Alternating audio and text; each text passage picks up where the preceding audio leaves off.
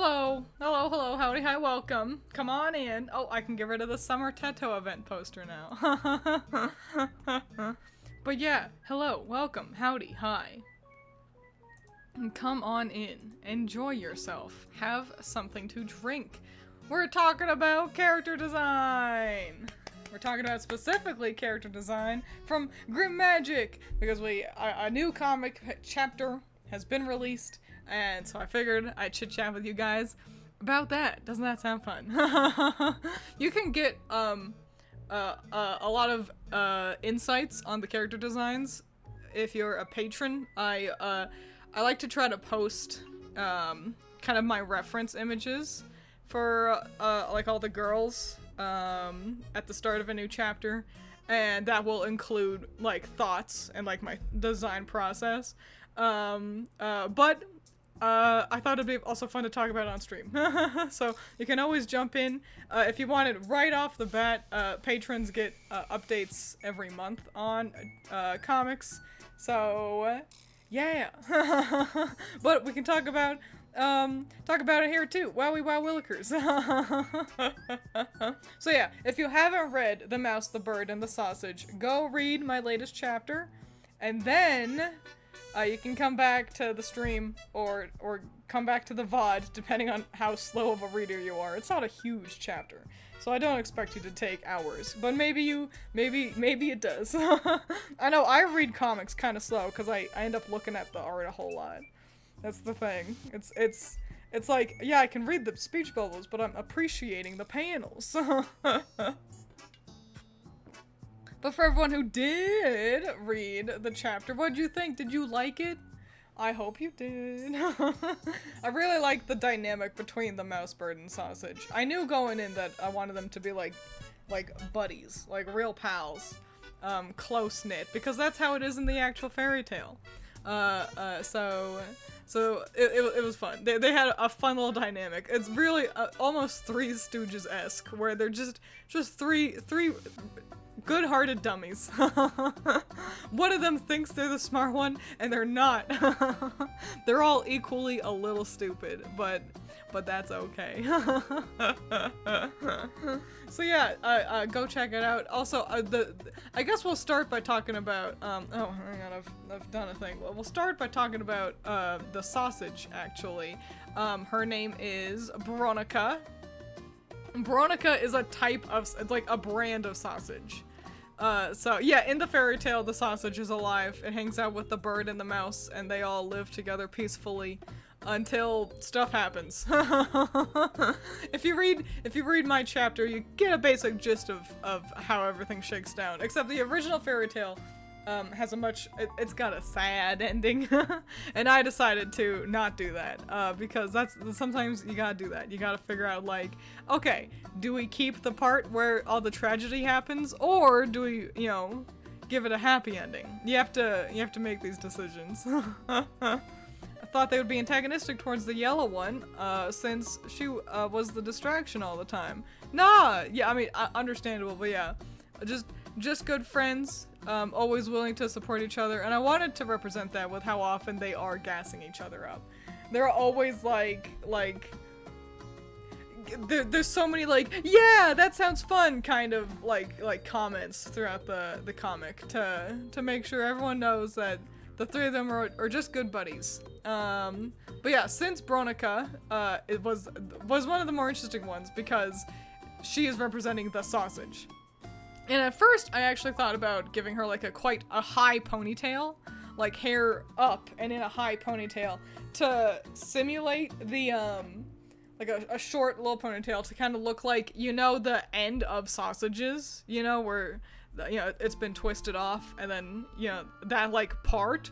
That was initially my idea, but it just didn't look right. So I opted with long wavy hair instead. That it has a sort of Bacon-esque vibe to it. I didn't, since the other two are representing animals, so that's a lot easier, but Veronica representing literally a sausage made it a lot harder until I figured out, okay, how do I do sausage?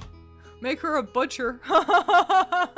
Obviously. So yeah, she's got her cute little butcher like butcher gloves and butcher apron, but I like the idea of Veronica being cute.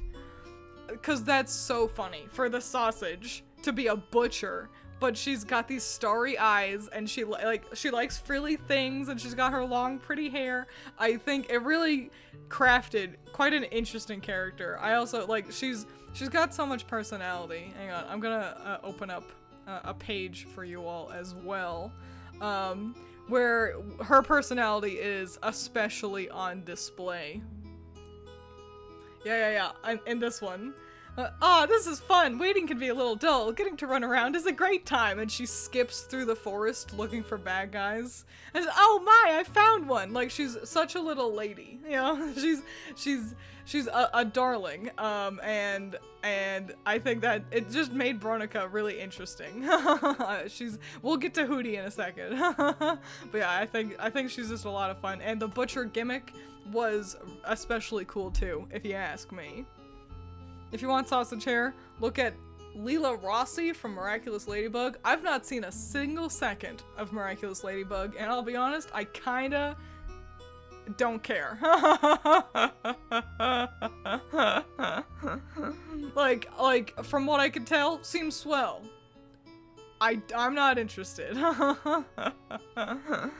Welcome. Here's a fun thing I can also mention at this point. So, and we'll do this by actually jumping over to, Merle. Merle that's a breed of mouse. Merle is our mouse, and I actually got Allison's help with her design, because this is the thing I was dealing with during and I couldn't talk about this during the production of, my Magical Girl Violet, adventure. Okay, and now I can finally tell you about most of the mice I've been designing in my life.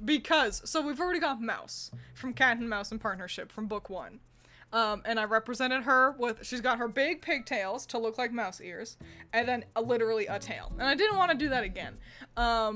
And at the same time, I've designed another mouse character that you all don't know about yet. You won't see them for quite a while, though. But also, in my Magical Girl Pokemon adventure, I had the mouse hold. So that's 4 whole more mice that I needed to design. And I gave them all, similarly, I tried to use their hair, like their bangs and their pigtails and stuff, to, again, evoke the shape of mouse ears.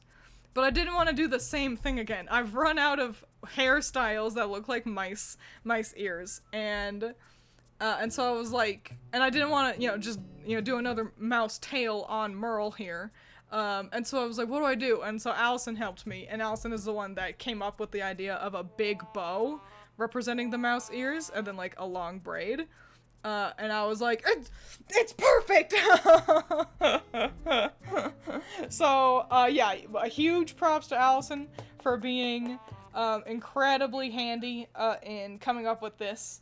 So helpful. And that also sparked another piece of their designs, which is, fascinating.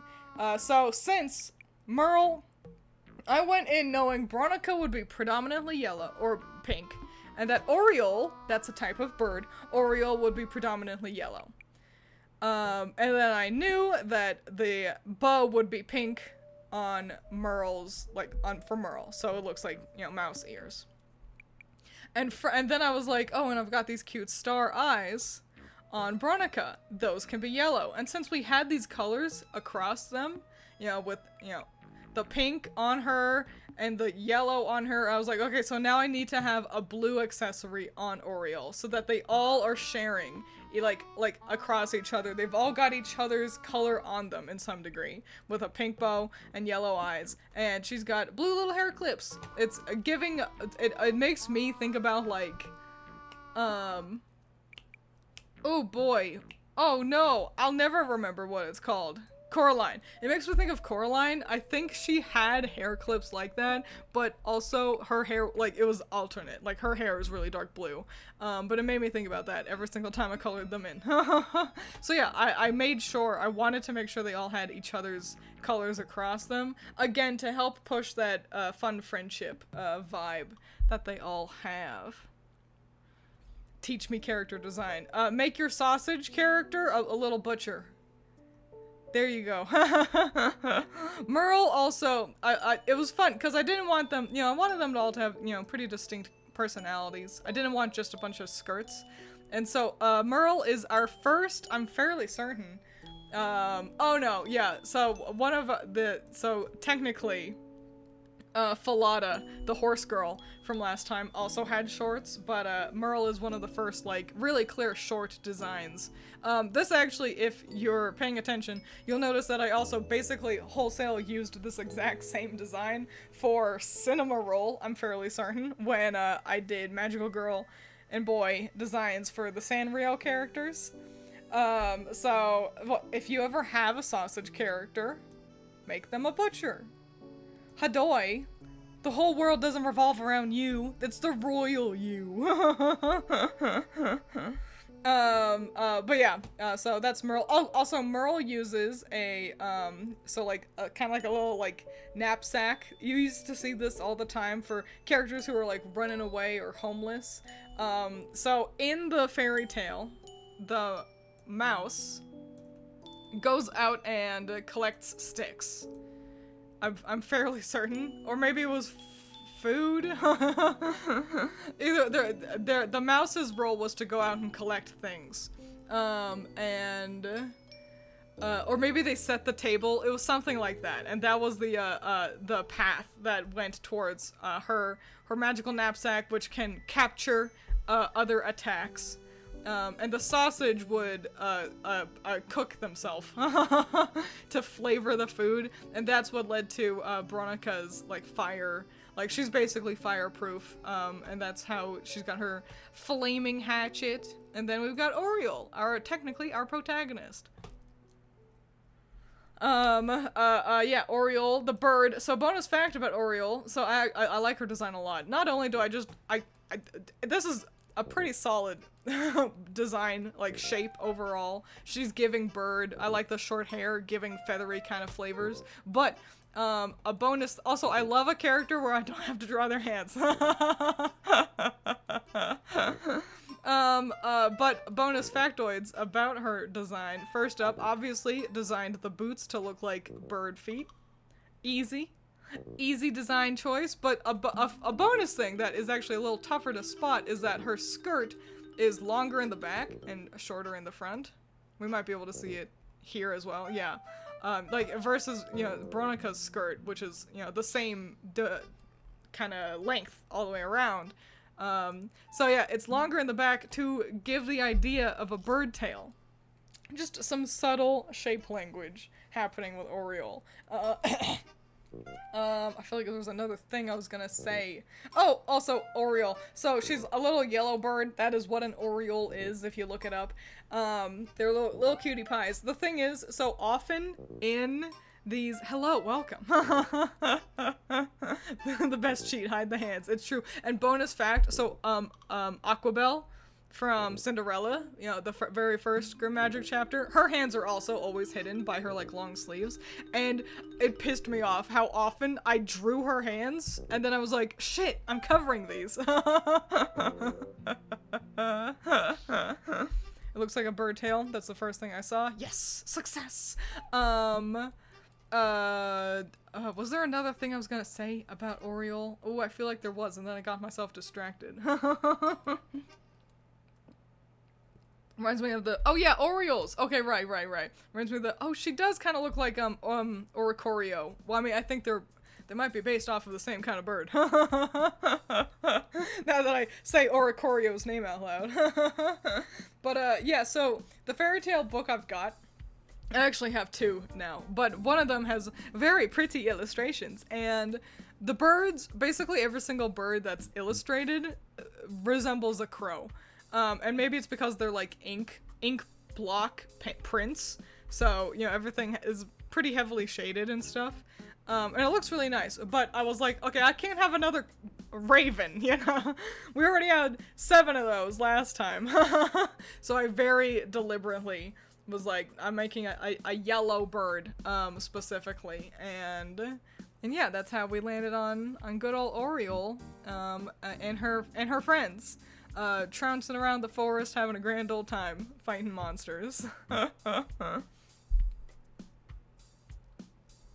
But of course they aren't the only magical girls from the chapter. I just looked it up. Bird gets wood, mouse gets water, and sausage cooks. Thank you. Water, right. I struggled to incorporate water, so attacks are fluid, and that's like water. But thank you for Googling it for me. But we've also got Hootie. So in the Tom Tweedy and the hot dog.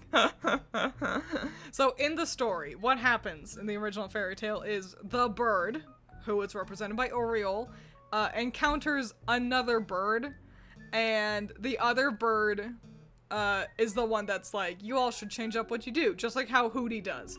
And then that ends in tragedy in the original fairy tale. And so again, similarly, it may have actually outright been a blackbird in the story. I can't quite remember, but I do know that the illustrations does represent it as a big blackbird. And I'm like, no, I can't have another raven. And so I thought, and I didn't want another character that looked like Oriole as well. I wanted her to clearly be different from the group, you know, though still a bird. And so Hootie is actually designed after a baby owl. If you Google baby owls, like, standing, like, you can see, that's why she's got these big ol' eyes, and, like, her, like, really ruffly hair and feather kind of situation. It's why the rest of her outfit is this black leotard, so that it kind of hides in the background, and so, like, all you see are what are her arms, but it looks like long legs, and then her. And I drew this was the first time I drew Hootie, and I knew it was also how I wanted her introduction to be. I knew this was exactly how I wanted her to appear in the comic properly. Bonus factoid, Hootie is actually, she's so weird. She's like almost like oppressively tall, and she actually goes outside of the panels in this first shot that she's in to really show off how just freakishly long she is. Like, it's like suddenly she's taking up way too much space, which is what makes her so so noteworthy to Oriole, as they are introduced to each other. I love baby owls, they're so stupid looking, aren't they though? Also, she shrimps a lot, which helps her silhouette. It's true. So yeah, so Hootie is really, really tall, but also because her arms are too long, in order to create this silhouette. And so she has to crouch to kind of like, because she's holding up her arms, you know? She's trying to like get them out of the way. This is how you can see her, like, standing fully upright. Like, if she let her arms drop, they are longer than the rest of her. Yeah. So, what a delight. And I wanted her to be kind of off-putting. I wanted her to be a little hard to get a read on, because in the original story, the other bird that Hootie is representing is the reason why the tragic ending happens, even though it's not implied that it was intentionally done. But so I wanted that to come about with Oriole versus Hootie. I wanted Hootie to be hard to read. I wanted it to, if you've seen the story, for you to be like, oh no, is she gonna be like a bad guy? Because I know book 1 had a lot of magical girls fighting magical girls. And so I wanted Hootie to be difficult to fully get a read on. But she's a good girl. She's a good one.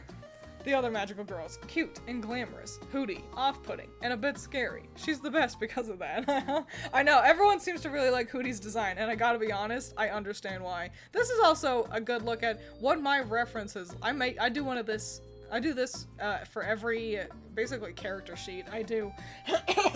Where I've got them in color, and then I've got them in black and white. Because my comics are in grayscale, because getting all these different colors, that takes so long. Limiting myself to a handful of shades of gray means it's so much faster. Also, it means I can emphasize moments with color. Ooh, wow. But yeah, this is how I figure out also their values in the grayscale,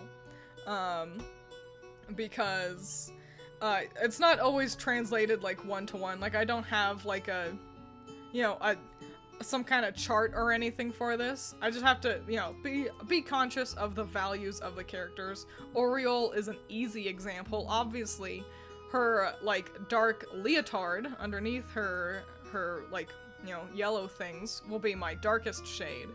And then these bright yellows will be white, my lightest shade. And then I've got one medium for like this medium gray on her boots for most other colors, except I do have a special shade for dark skin tones.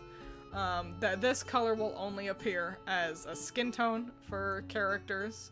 And that also means that sometimes I have to be like, are they, like, how do I represent their skin? Because if they are kind of like, you know, Merle has a bit more of a tan. I wouldn't call her dark, but she's tanned. She's darker skinned than, like, you know, Hootie and Bronica. Not by a whole lot though, but it, you know, it makes you think, okay, do I get her, you know, the darker skin tone? And no, we're not quite that dark. And so, yeah, there's no science behind it. Push comes to shove, I can swap for a character the lighter gray and this, you know, this light gray and this medium gray. You know, I can swap those around if need be. But yeah. And those are the values I work with. Wowie wow willikers. And I do that for every character. And I remember I struggled a little bit figuring out Merle's general kind of like color palette. This was before I landed on blue, because I knew what I wanted to do with Bronica and Oriole. So I did them first. And then I remember I actually colored in Merle's grayscale first, so that her values looked nice with the others. We've got a lot of white on Oriole. We've got a lot of this darker color on Bronica. And I was like, okay, then she'll get medium. And that's what helped lead to her lighter blue color palette. So wow. Wowee wow. Wow willikers. Do you have a personal favorite out of all the girls? Out of like these four? Ooh, I really do like Bronica. I think she's really cute. Yeah, really, really cute. I like how I did a sausage-based character. I feel like I succeeded, in a world where I was really nervous beforehand. Yeah, she's also got a fun character. Across all my magical girls, do I have a favorite? Hang on, let me think about book one. Oh, I mean, I'm awfully partial to Cinderella, for being my first chapter. It feels like cheating, though. It's like saying your favorite character is Mario.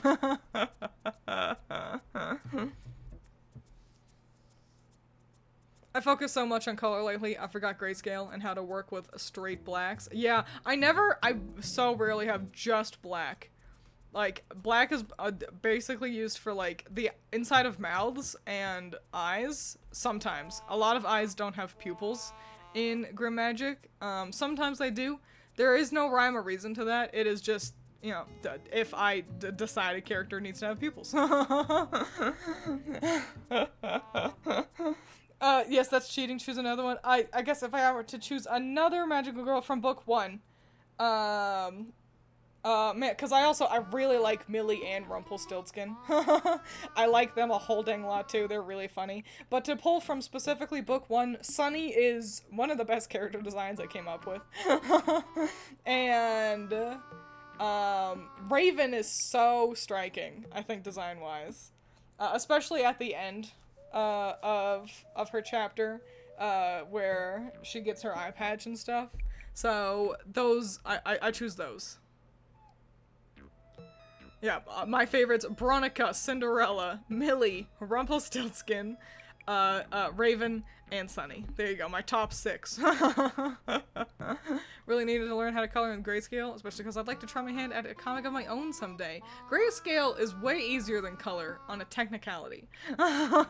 Because you are forced to only assess value, and that is one of the most useful things in art. you can see it with how, this is a great example. This is great example. So, value.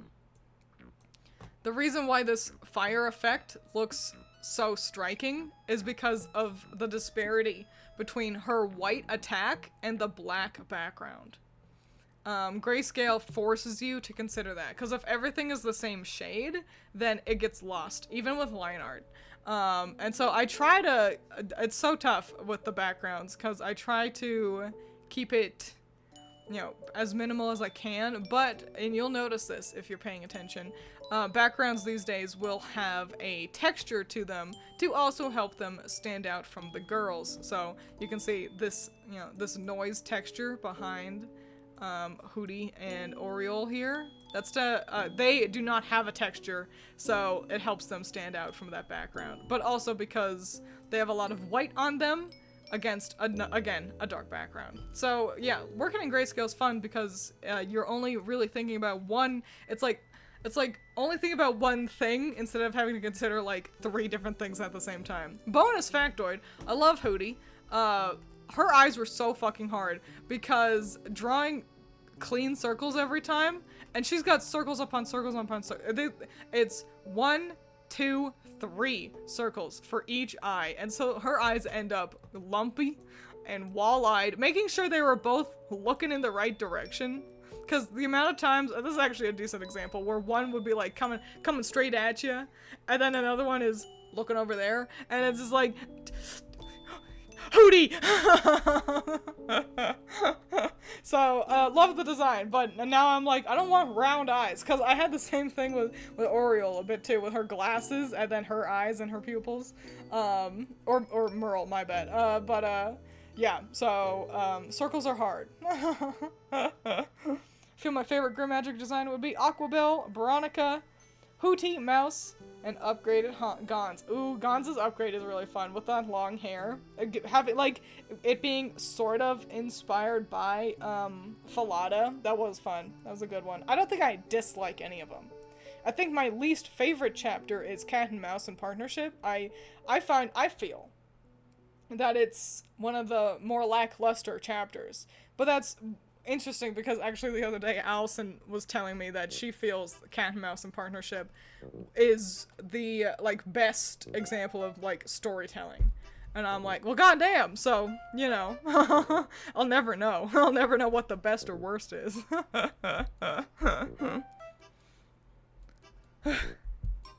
Quick question for Hooty: does she twist her neck like an actual owl? No. No, I think she's weird enough. She is just a girl. She's just a girl with fun arms. Here's the funnest thing: is this her magic? Are these her weapons? I'm excited to get to the School of Grimm for this book, which, if you don't know, that's the fun little end gags at the end of, I finished my 5 chapters. And then I have some fun little adventures of all the characters across the chapters interacting in a school setting. School of Grimm, that's what it's called. And I'm excited because Hooty is hilarious and it'll be really fun. Wonder what she looks like detransformed. Yeah, I spend so little time outside of transformation for my magical girls, and I do it on purpose, because I just don't want to linger on them, because the important part of the story is when they become magical girls. So it's basically just 2 pages. Here they are, outside of transformation. Oh, and I didn't color in her scrunchie right. Everyone ignore that though. There's another panel as well where I didn't color in her scrunchie right. But yeah, cause I don't care about them outside of being a magical girl. The fairy tale starts with them becoming a magical girl. And so I try to get through this as quickly as possible, for that reason. It is fun though. I don't think of these designs beforehand. I make these designs. And then I have to go back and be like, shit, how do I represent things? And so, for example, I wanted Oriole to have these long sleeves so that her hands are predominantly hidden, just like her wingling outfit. But actually and of course the scrunchie that I failed to color in is, you know, a not magical variant of her bow. There's scrunchie. But Veronica was actually a very unique case where you'll notice that her eyes are closed in the 2 panels where we can see her face before transformation. And that's for the, like, very explicitly magical features that characters will get. So, star eyes, that's a magical girl trait. And so I didn't want to show her eyes not having stars in them. And so that's what led to the creation of her trend, her character, like movement of doing this cute little motion, where she's got her eyes closed and her hands on her face when she gets excited. And it's spawned, and we can see that later into the chapter as well a couple of times. But it spawned just because I needed to... I needed to not have her eyes be visible. See? She does it again. You know, some things... I want physicality to be consistent with characters like that, and so that's a trait that Veronica has. She gets excited and... Oh, golly. And yeah, that's because I didn't want to show her with starry eyes. It's the same thing with Cat. Cat has cat ears from the first book. And I didn't want her to have cat ears as a normal girl. That's a magical girl trait. But I wanted her to keep that silhouette, and so I gave her, like, a hoodie with, like, kind of cat-shaped, like, cat ear-shaped accessories on it. Yeah, so it's something you gotta, think about sometimes when you're doing these magical girl adventures, is, want to keep a consistent silhouette for them, but sometimes that means you gotta think about things.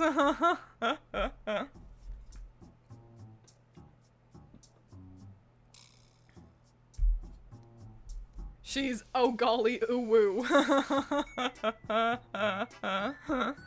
Veronica asking the real questions. Yeah, do we get to wear cute outfits? I think it does a good job, this panel. I'll open it up again. I think this page does do a pretty fun job of showing off, like, kind of their general characters. Do we get cool powers? Do we get to help people? Do we get to wear cute outfits? Yeah, it just kind of really does a good job of, like, what is it that you want here? What are your goals in life? I also love the trope of the character who always has their eyes closed but open them when they're serious. I agree. It's a trope I feel I struggle to do. But I also do like it quite a lot. Also, closed eyes, way easier to draw. So I should have more closed-eyed characters. The problem is I so often think about how cool their eyes are. Yeah. Gotta have characters with... need more heterochromia characters and more characters with their eyes closed. Oh, I guess I can also talk to you about the monster design as well. Here he is! So, in the original story, tragedy strikes because they swap their roles, and the tragedy is very much related to a dog. And so I was like, dog monster, got it. And so what I was inspired by those, what are they? Pit Bull Terriers? Is that what they're called? Those ones with their long ass faces.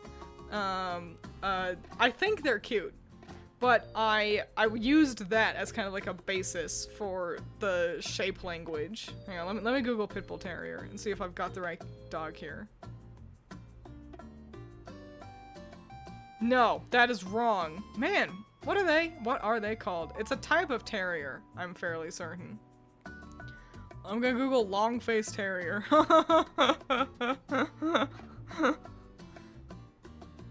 Yeah, bull terrier. Okay, I was close. Yeah, bull terriers. If you Google bull terriers, they've got these long-ass faces, which I think is super cute, but also incredibly unique. And step one was draw the head shape and get rid of the ears, and then from there, you know, you make it a monster. In the original story, was the bird who suggested they switch roles evil, or did they have good intentions like Hootie, or did it just end badly? So I can't remember. Let me grab my book.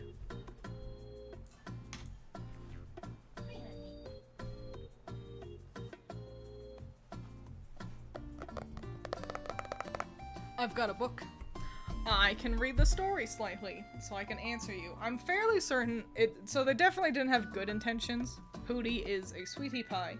I can't quite remember if the other bird was, like, nefarious, or if they were just, like, kind of butting their head in to other people's business, you know? So yeah, let me, find the chapter real quick, and I will tell you. It should be... No, it's not. I was gonna say it should be alphabetized. And it's not. Okay, okay, bird mouth sausage. Okay,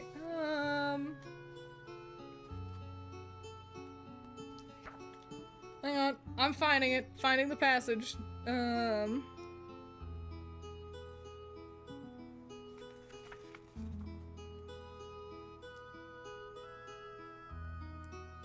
Owing to his carelessness, the wood caught fire and fell down and could not recover himself.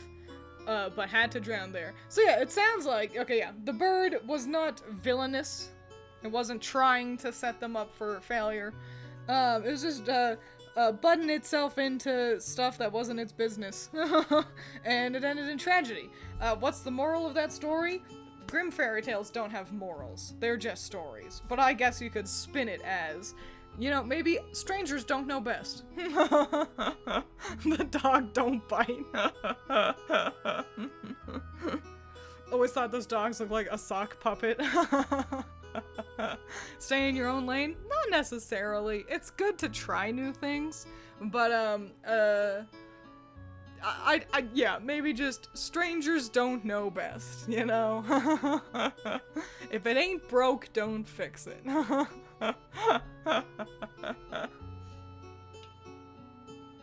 Morals can be hard. Often you gotta maybe fudge it a little bit to make a moral work.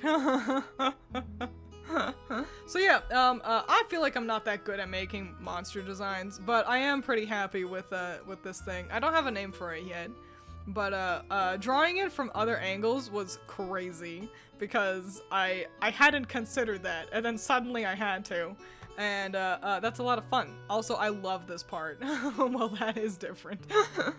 And at first I wanted Bronica to not ever frown. I wanted her to keep her, like, smiling demeanor throughout her whole adventure. But then things get kind of scary, and I felt like it actually made her, you know, frowning, where she can't find her friends. Girls, where are you?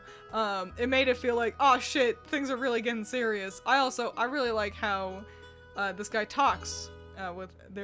It's a speech bubble full of scribbles. It's really up to you to figure out what the fuck that sounds like, which is real flippin' neato. Yeah, I'm really proud of this chapter, so you should go read it. Go read it, cause it's good. Here's some more good faces from him. This one especially.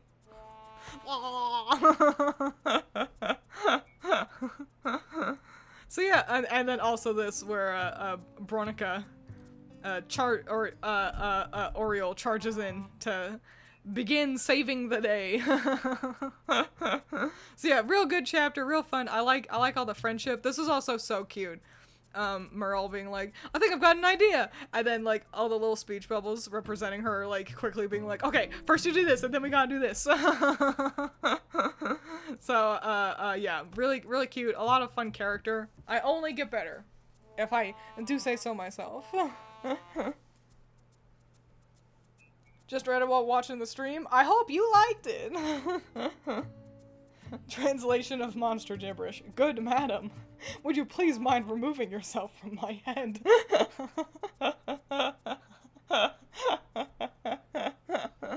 At work today, my buddy was like, have you drawn anything lately? And I was like, yeah, I finished a chapter for my Magical Girl comic. And he was like, Magical Girl? And I was like, yeah, Magical Girl. And he was like Powerpuff Girls? And I was like Sailor Moon.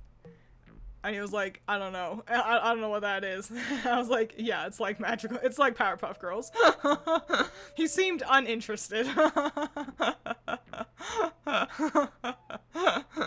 So, that's alright.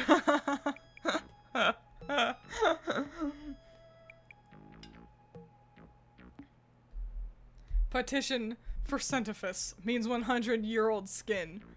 I am flabbergasted by what the fuck that means, Messiah. But yeah. Really, really proud of Chapter 2, the Mouse Bird Sausage, for ICIC. And then also, this little them going on, like, this, it slaps so much of, like, we're going on a bear hunt. Like, them, you know, marching through a forest, having a grand old time. Makes it so much easier to remember the order. Because bird and mouse can easily get swapped around. Sausage is pretty, a solid anchor in that title. But now I just gotta think about my girls, you know, stomping around, having a fun old time. And I remember the title of the book, actually. Every monster in GrimMagic. No, my only weakness. Dying, yeah. I can't say I'm good at combat. I think I could be worse at combat, but, you know, I'm no Akira Toriyama. But combat's hard. I take a lot of inspiration, actually, from Land of the Lustrous. You can see in early volumes of Land of the Lustrous that, it seems like Ichikawa, is that her name? Ichikawa? I think so. I can't see from where I am. I'm trying to look at my manga. You can see that she also kind of struggled a little bit with combat. It was a little difficult to follow. In later volumes, she starts doing really big panels. Huge panels with big attacks. And so fights are relatively short, but they feel really impactful, and I think that's a more applicable way to approach combat for me as well. I don't know. I am no fight choreographer, so yeah, I do my best. What a shame. I've opted for 2 different comics where they are quite combat heavy. Ichikawa, yes. Okay, thank you. I said it with enough confidence, but there's always a part of my brain that's like, isn't that the one who made Fullmetal Alchemist? I mean, Powerpuff Girls did have that anime where they basically were magical girls, and you know, Powerpuff Girls are a pretty similar. They are little magical little girls, so it's not the furthest, like, you could argue they're a magical girl show. You could be deploying your anti-monster shield only for the monster to have their anti-monster shield, and so on and so forth. So yeah, really fun. And I've already gotten work started on the next, chapter for GrimMagic. So yippee. We won't see that for a little bit though. I'm still in the character design phase, though I'm almost done with that. But instead we'll now be moving on to updates for As the Sky Falls. So yay, look forward to more As the Sky Falls. We've got more really exciting characters getting introduced. The plot's moving forward in a good, cool way. I'm feeling like, I'm wondering, is there a fairy tale you know you won't want to adapt? I feel like I've been asked this question before. No? I don't think so.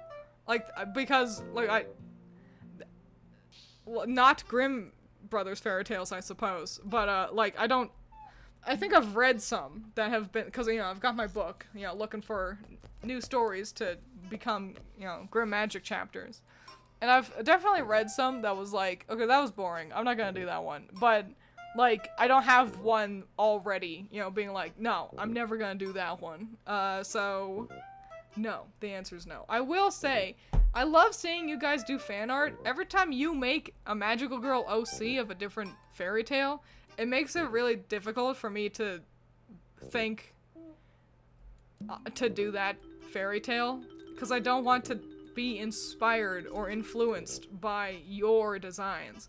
And there have been fairy tales that I've thought about doing, and then fans have made fan art of, like, their OCs, And so I've been like, oh, well then maybe I won't do that one. So, you know, I don't want to say nothing is, you know, completely off the table or anything. But yeah, just a little fun fact for you, I suppose. If you want me to do a GrimMagic chapter for something, don't make an OC for it. Really enjoyed the recent chapter, so keep cooking. Thanks, I will. Would you also adapt legends or rhymes into this? I've got some special cooking. That'll be book 3. That's all I've got to say about that right now, though. So, Aesop Fables completely off the table. I have thought about the idea of doing Aesop Fables, but they're all boys. Kind of like a spin-off, you know, so GrimMagic is, magical girls, and they're all girls, and then Aesop Fables being magical boys. However, currently, my goal is I've 4 GrimMagic books I want to do. And so I'm on book 2, and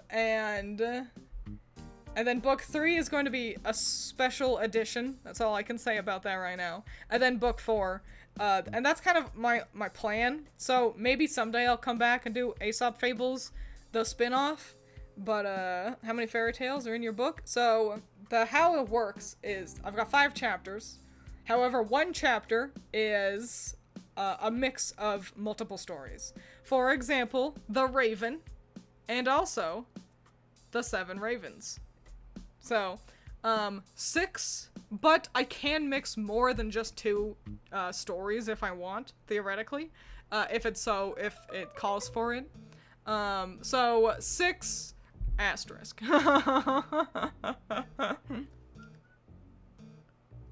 Let us be into your brain with designs. Well, I don't want that. I don't want to like steal design ideas from you guys, you know? I want it to be very much me. So, yeah. So unless if I like forget what you guys have done. And there's been quite a few fairy tale kind of OCs done up by you guys at this point, so it's easier to forget what exactly you all have done. So yeah, don't feel like, oh, I can't do that. Just be aware that it does, you know, put me in a little bit of a position where I'm like, oh, I don't want to, you know, step on their toes, as it were. Magical boys? Yeah, you know, just, it's a magical girl, but instead of a girl, it's a boy. Wow, a whole asterisk, I know. Wait, so is it a fusion of fairy tales with similar stories or similar titles? Yes. So, it kind of depends. So, The Raven so I read that, and I was like, the titles matter a lot, but themes will also be relevant, through that. So, like, I remember reading The Raven and thinking it was good, but it was not enough to be a full magical girl adventure. And then I read The 7 Ravens, and I don't know, because I'm creative, I was like, okay, and this is how I could incorporate that into The Raven. So, yeah. Relevant themes, you know, both The Raven and The 7 Ravens very heavily feature ravens, like, which I know, what a surprise. But, it's not just titles I'm looking for. I basically, it's very artsy-fartsy, my process. I have to be struck by inspiration, basically. So, for example, and I can only say this as loosely as I can, I've got 1/2 of that set up for chapter 4 for this book. So not the next story, but the one after that. But I need to find its companion. Like, I've got one fairy tale that I'm like, okay, yeah, I want to use this, but I need to find something to put with it, kind of a deal, you know? So, yeah, very, very artsy-fartsy. What's the best place to read it, by the way? I keep meaning to read it. My Pixiv is the only place it is available. I will collect a link for you. You can find a link on... It's in my Twitter bio. It's in my Blue Sky bio. It is linked in basically every art VOD. So if I do a stream where I do art, I do my best to include a link to my Pixiv in those. There you go, a handy dandy link. Now you can read GrimMagic and As the Sky Falls. And also, I've been posting artwork for music videos that I do over there as well. Wow. So, yeah, wowee. Wow, Will, great question. So yeah, we're jumping to As the Sky Falls next, and I've been thinking about this. I've been thinking about how I'm alternating between GrimMagic As the Sky Falls right now, and I've got more, actually, stories I want to, like, get started on making as well.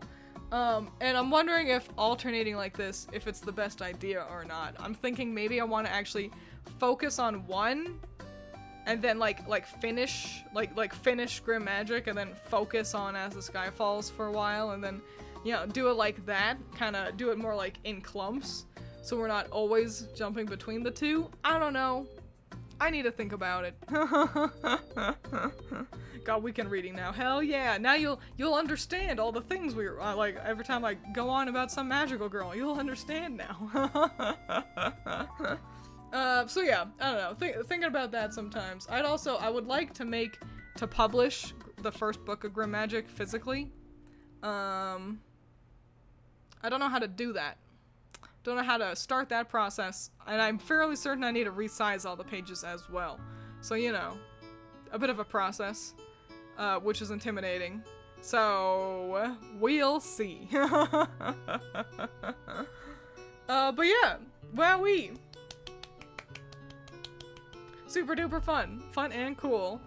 And that's kind of, the lowdown on the mouse bird sausage. So unless you all have any questions, I'm always willing to answer questions. You know how much I like questions. Then that'll wrap it up for the day. Look at this good color placement. God damn. I also, bonus fact, so I draw these in my sketchbook. I draw these on paper first, and then I scan them and color them in digitally.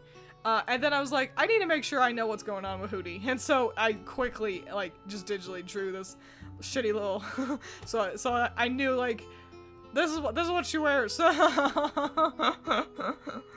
make sure you keep that in mind. Hootie plush when. What a terrible plush with those long gangly arms. It's like half of the FNAF plushes that are, awful. What's Hootie's magical abilities? I'm not sure. I don't know if the arms count.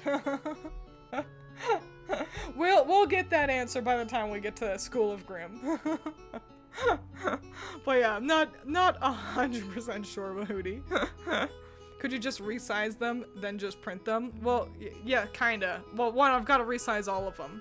So that's what? 200 something pages or so? And two, I want to sell physical versions, which includes, making cover art and how to sell, all that jazz. So, yes, technically I can just resize and print them, but, there's slightly more to the process than that. I'd still buy it. It's Hootie. Well, I'll put it on the list of things people want a doll of. Doug. Hootie. Not me. Is Hootie using her? So that's a girl. They're all girls. Hootie walks on her feet normally. She is sitting in a tree here with her arms hanging down to give the impression of a baby owl standing on its freaky little legs. Wow. It'd be like Huggy Wuggy or whatever it's called.